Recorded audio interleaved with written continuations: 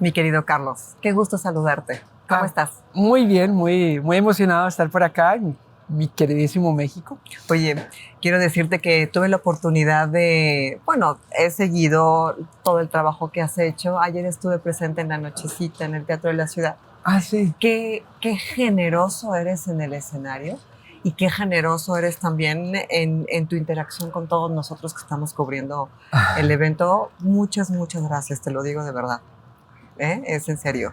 Muchas gracias por decir eso, la Porque verdad. aparte, digo, la gente no lo sabe, pero ayer que estabas en el escenario del Teatro de la Ciudad, después de terminar una gran charla con Alejandra Jasso, ¿lo dije bien?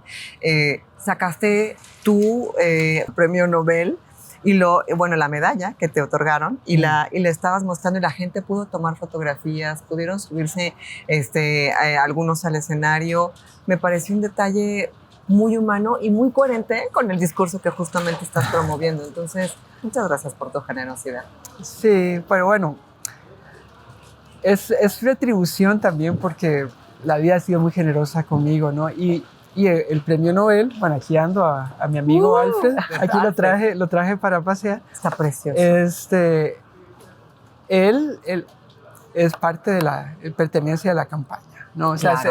es un movimiento de gente a la que pertenezco, ¿verdad? Él no me pertenece, le pertenece al movimiento y como tal es algo que es un movimiento grande que a mí me gustaría que todo el mundo se involucrara. Entonces, en ese sentido, es un Alfred de mucha gente. De toda la gente que te gustaría que se involucrara y la gente que ya está involucrada. El compromiso con el del selfie con Alfred era, ok, una vez que te tomas el selfie te tenés que involucrar en la causa. Firma aquí en esta causa. Claro, por supuesto. Y te voy a decir algo, me parece una causa muy loable y me parece todavía más loable que muchos de nosotros no conocemos muy bien el tema que tiene que ver con las armas nucleares y sus implicaciones. Creo que todavía hay desinformación, hay muchos mitos, muchas leyendas, muchas falsas verdades. Y tú eres médico de profesión.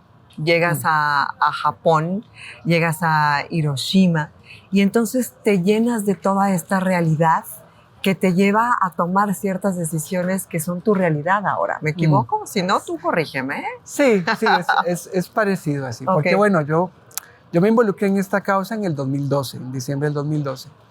En el 2002, 10 años antes, yo fui a Japón, patrocinado por JICA, la Agencia de Cooperación Internacional de Japón, para un curso. El curso se llamaba Prevención del Cáncer en la Comunidad. Era un curso sobre investigación epidemiológica y como parte del curso nos llevaron a Hiroshima. Hiroshima actualmente es una ciudad preciosa, o sea, que tiene algunos remanentes de donde cayó la bomba y tal, pero es una ciudad que ha sido reconstruida. Lo que me llamó la atención de la ciudad fue, bueno, la ciudad tan linda y la cultura y tal. En el Museo de Paz, lo que me marcó a mí fue unas pinturas que había hecho un sobreviviente de lo que ellos habían pasado justo después de que cayó la bomba. Esas imágenes quedaron grabadas en mí.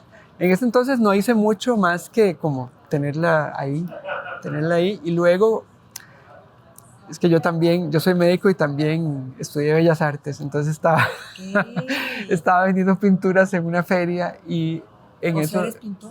Soy pintor y escultor. Ok. ¿Y estudiaste en Costa Rica? Estudié en Costa Rica, sí, en la Universidad de Costa Rica. Y bueno, estaba vendiendo pinturas en una feria y una colega psiquiatra se acercó y ella fue la de la idea de abrir un grupo de la filial costarricense de la Asociación Internacional de Médicos para la Prevención de la Guerra Nuclear. Y eso como que se alinearon todos los planetas porque el gobierno de Costa Rica quería trabajar directamente con la sociedad civil dedicada exclusivamente a las armas nucleares. No había en ese momento un grupo dedicado al desarme nuclear. Estaba gestándose también dentro de ICANN, la campaña para abolir las armas nucleares, un gran movimiento sobre la concientización de las consecuencias humanitarias. Se hizo una conferencia enorme en Oslo justo en el 2013 y varias cosas empezaron a pasar. Entonces yo me fui involucrando cada vez más ahí, no solamente como médico, dando nuestro mensaje como médico, sino también ya como activista haciendo incidencia política, con los diplomáticos, especialmente de Latinoamérica, para que apoyaran la prohibición de las armas nucleares. Y con ese trabajo en equipo fue que logramos conseguir que se aprobara en la ONU el Tratado sobre la Prohibición de las Armas Nucleares en 2017, que fue una de las razones por las cuales nos dieron a Alfred, ¿verdad? Que fue por nuestra labor por concientizar al mundo sobre las consecuencias de las armas nucleares y por conseguir la prohibición de estas armas a través del tratado.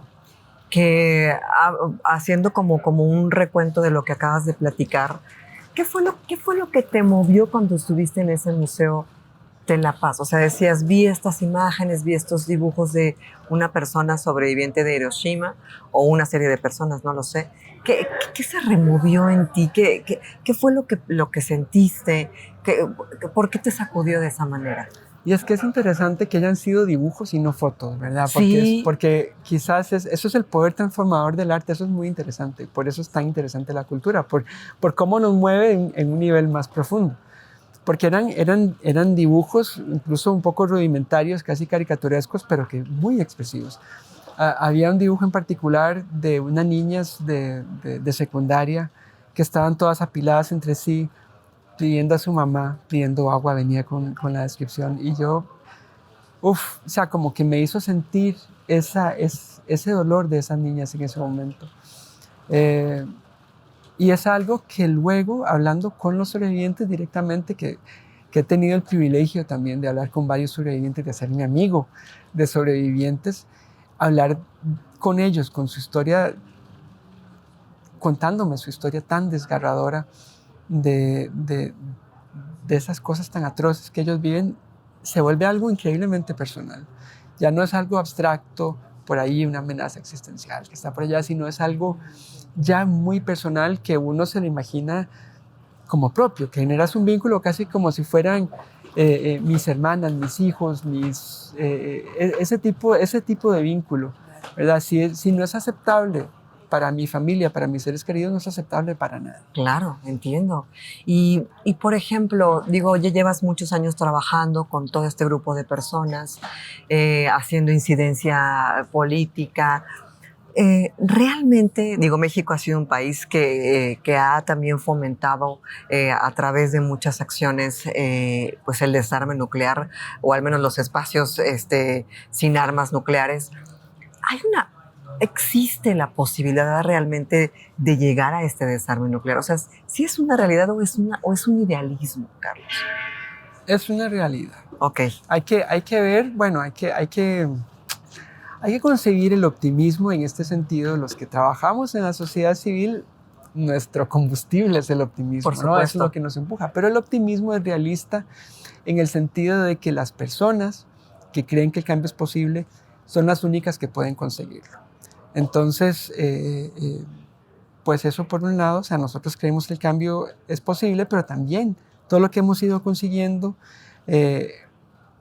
el tratado sobre la prohibición, cómo se ha ido creciendo y esparciendo el movimiento, eso es evidencia también de lo que está pasando y lo que puede pasar. Tienes razón. Y ahora, como mencionaste, vale la pena decirlo, México, hay que ponerse la flor en el ojalá, y los mexicanos tienen que estar muy orgullosos de la participación de México, tanto desde los 60s con el Tratado de Tlatelolco, en virtud del cual se creó la primera zona libre de armas nucleares, que es Latinoamérica y el Caribe, la primera zona libre en una zona poblada, porque antes estaba la Antártida y el espacio exterior, pero la zona de verdad, con gente, y una zona enorme, la más grande de las que hay actualmente, Latinoamérica y el Caribe.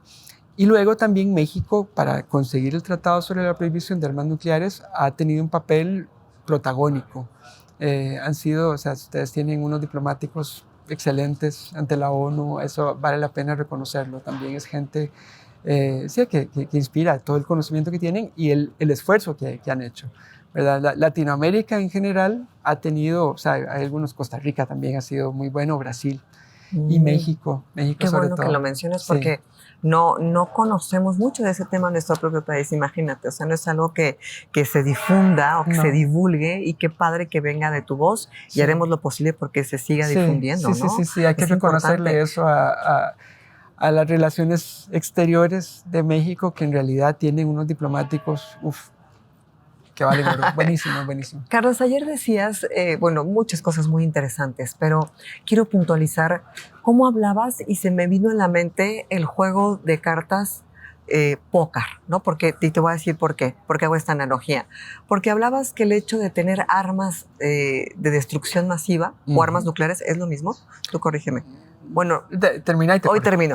Sí, gracias. No, no te preocupes, yo estoy aquí para aprender contigo. Era un poco como el bluff de decir, las tengo, bueno, las grandes naciones que las tienen, tenerlas y las puedo usar, ¿sabes? Aunque no realmente vayan a utilizarlas, el hecho de tener la posibilidad de utilizarlas ya es como ese blofear o esa retórica, quizás, de la posible utilización de su armamento. Pero ahora sí, adelante.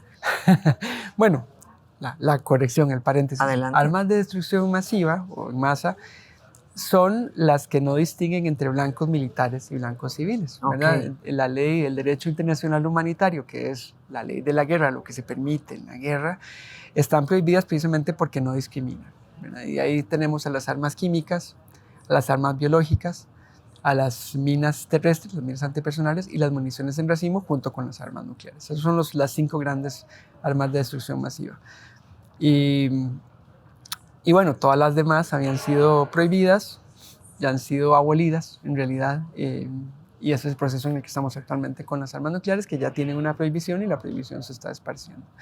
Ahora, eso que decís sobre el bluff, sobre el póker, ahí diste en el clavo sobre cuál es el valor que tienen las armas nucleares, porque si vemos a las armas nucleares, no son armas prácticas, es decir, no se pueden utilizar para acabar con blancos militares específicos, sino que se utilizan para causar una destrucción grande, para matar a muchísimos civiles. No hay armas nucleares pequeñas, eso hay que tenerlo muy claro. Entonces, un arma nuclear no se pueden controlar sus efectos, no respetan fronteras, y utilizarlas sería un acto suicida porque no hay forma de utilizarlas sin que se te utilicen en tu contra. Entonces son armas, a resumidas cuentas, no se pueden usar. Entonces, ¿cuál es el valor de las armas nucleares? El valor está en la amenaza del uso de las armas nucleares. Una amenaza que a su vez, para ser creíble, o sea, para poderla usar tiene que ser creíble, ¿verdad? Pero es entonces esa retórica es el verdadero valor que tienen las armas nucleares, y al final entonces todo este cuento es un símbolo que hay que deconstruir. Las armas nucleares las derrotamos deconstruyendo este símbolo. Y hablabas en ese símbolo, perdóname, en una analogía con la esclavitud, por ejemplo, ¿no? Claro. La emancipación de la esclavitud o la emancipación tiene que ser algo similar, un símil también con el tema de terminar con la nuclearización de las armas, ¿no? O sea, aquí estamos ante un cambio de paradigma en la historia que fue también como fue la abolición de la esclavitud, fue un cambio de paradigma, que cuando se empezó el movimiento para abolir la esclavitud, para prohibirla, todavía la esclavitud era una actividad comercialmente aceptable en varias partes del mundo. Fue un proceso paulatino en el cual se empezó a estigmatizar la esclavitud, decir esto es malo, y que todo el mundo al final se pusiera de acuerdo para que eso fuera malo. Entiendo. Pero eso fue lo mismo que pasó con las armas químicas y las armas biológicas, que primero la eliminación fue precedida por la prohibición. Empezó un movimiento para prohibirlas y estigmatizarlas. Hoy en día no hay ningún país que diga soy una potencia química o que tenga un arsenal de armas biológicas o que las utilice para sus doctrinas de seguridad, porque hay un tabú ahí, hay un tabú y hay una condena moral de parte de toda la comunidad internacional que hace que esas afirmaciones sean políticamente desfavorables. Eso todavía no pasa con las armas nucleares, pero ese es el camino en el que estamos. Ese es el camino que se tiene que seguir y por eso lo que tiene el trabajo que se tiene que hacer. Sí. Claro. O sea, que la gente no las vea. O sea, la gente, digo yo, porque eso es muy importante. La concepción del consciente colectivo de cómo todos veamos estas armas nucleares. El hecho de que haya 9 países actualmente es un síntoma de una enfermedad global que hemos alimentado, querámoslo o no, todos nosotros.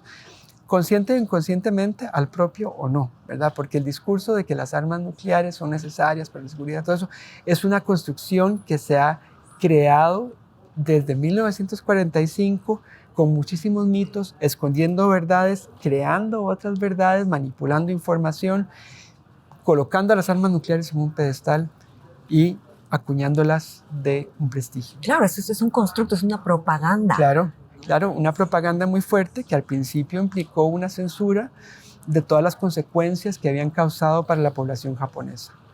Y esta propaganda que todavía se hace implicó también, cuando se hicieron los ensayos nucleares, asociar los ensayos nucleares a cosas grandes, a progreso, a lo máximo. De ahí viene lo que decía ayer, la palabra bikini. La palabra bikini, que es el traje de baño más sexy, viene del ensayo nuclear que se hizo en el atolón de Bikini en las Islas Marshall.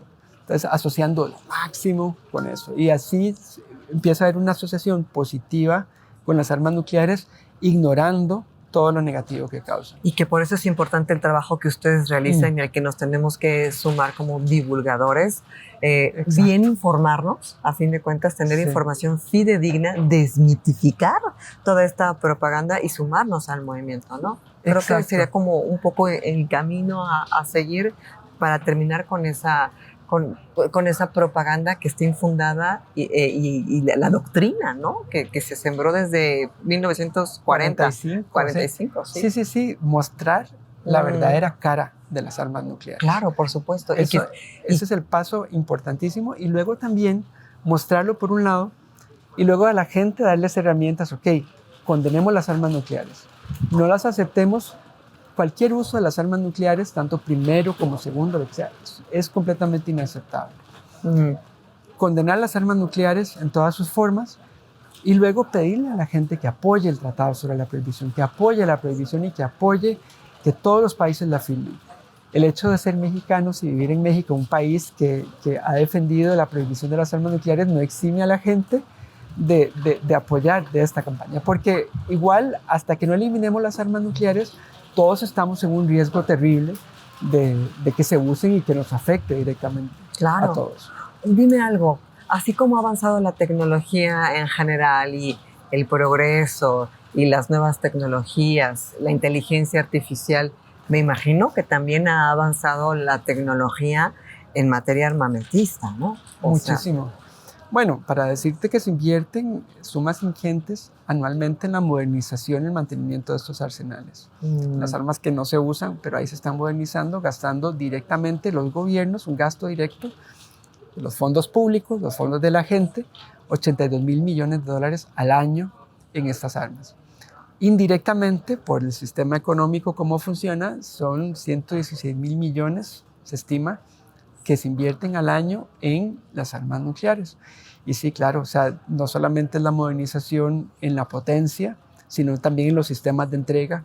Y en los sistemas automatizados de alerta y de envío, ¿verdad? Porque de las 12.500 ojivas que hay actualmente en el mundo, hay unas 2.000 que están en estado de operatividad alta, que pueden ser, o sea, que están hechas para ser detonadas en minutos y que pueden alcanzar su objetivo con cada vez más rapidez, ¿verdad? Cuéntame algo, Carlos, para terminar la conversación. ¿Dónde se puede informar la gente? ¿Cómo pueden tener acceso al trabajo que ustedes están realizando? ¿Cómo podemos establecer ese contacto para que no se quede nada más en esta magnífica conversación, sino que realmente haya ese callback, digamos, call to action?